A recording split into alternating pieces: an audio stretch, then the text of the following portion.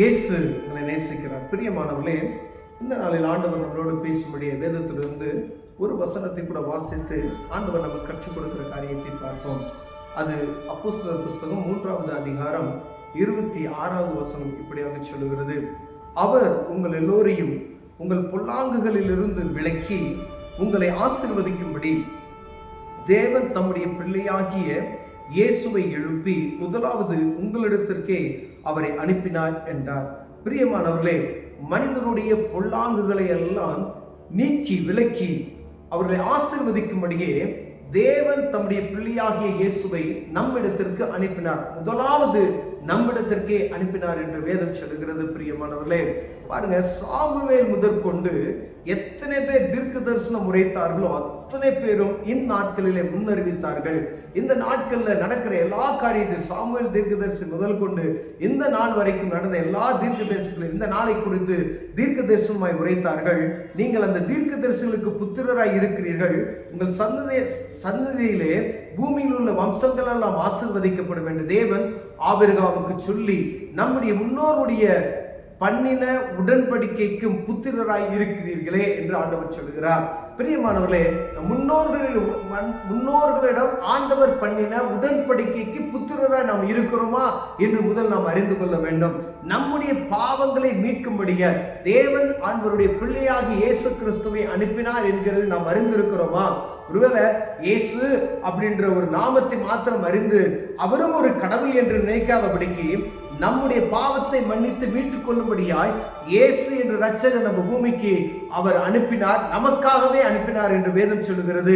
முதலில் நம்மிடத்திற்கே அவர்களை அனுப்பினார் என்று வேதம் சொல்லுகிறது. பிரியமானவர்களே, நீங்கள் அந்த பாருங்க, அவர் உங்கள் எல்லாரையும் உங்கள் பொல்லாங்குகளிலிருந்து விலக்கி உங்களை ஆசீர்வதிக்கும்படி, அப்ப மனிதனுடைய பாவத்தை மன்னித்து அவனை ஆசீர்வதிக்கும்படியாய். ஒரு மனிதன் ஆசீர்வதிக்கப்படாததுக்கு காரணம் அவனுடைய பொல்லாங்கான காரியங்கள், தேவையில்லாத சிந்தனைகள், அவனுக்குள்ள காணப்படுகிற அக்கிரமங்களே ஒரு மனிதனை ஆசீர்வாதத்துக்கு உள்ளே நுழைய விடாதபடிக்கு தடையா இருக்கிறதை நான் பார்க்கணும். ஒரு தரித்திரமான ஒரு சூழ்நிலையில் இருக்கிறோம். ஏன்னா ஆண்டவர் சொல்றார், தரித்திரருக்கு சுவிசேஷத்தை அறிவிக்கும்படியே நான் வந்தேன் அப்படின்னு.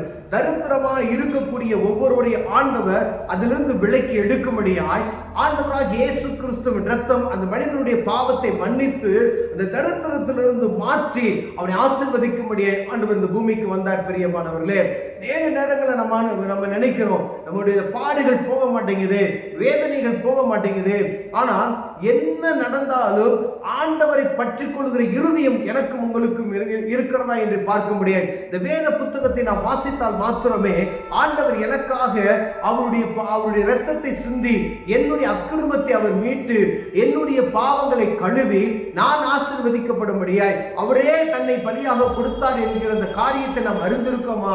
அப்படிப்பட்டதான ஒரு பலி எனக்கு கொடுக்கப்பட்டிருக்கிறது, என்னை ஒருவர் விளைக்கிறையும் கொடுத்து வாங்கியிருக்கிறாரே என்று நாம் அறிந்திருக்கிறோமா என்று பார்க்க முடியாது. ஆண்டவர் உங்களோடும் என்னோடும் இடைபடுகிறார். பிரியமானவர்களே, ஒருவேளை இந்த காரியம் நாம் அறியாதபடிக்கு, இந்த வசனத்தை நாம் புரிந்து கொள்ளாதபடிக்கு, ஆண்டவர் எனக்காக அடிக்கப்பட்டார், எனக்காக நொறுக்கப்பட்டார் என்கிற வசனம் தெரியபடியாதபடிக்கு நாம் ஆசீர்வதிக்க முடியாது. பிரியமானவர்களே, வேதம் சொல்லுகிறது, நம்முடைய அக்கிரமங்களை நீக்கி பொல்லாங்குகளை விட்டு விலக்கி நம்மை ஆசீர்வதிக்கும்படியாய் அவர் இங்கு வந்தார், இயேசுவை அனுப்பினார், சொந்த குமாரனாகிய அவரை அனுப்பினார் என்று வேதம் சொல்லுகிறது. பிரியமானவர்களே, பூமியில மனுஷனை ஆசீர்வதிக்கும்படியாய், அதுல பாருங்க, நம்ம பொல்லாங்கான காரியத்துல நம்மை ஆசீர்வதிக்கும்படியாய் விசேஷமாய் அவர் அனுப்பினார் என்று வேதம் சொல்லுகிறது.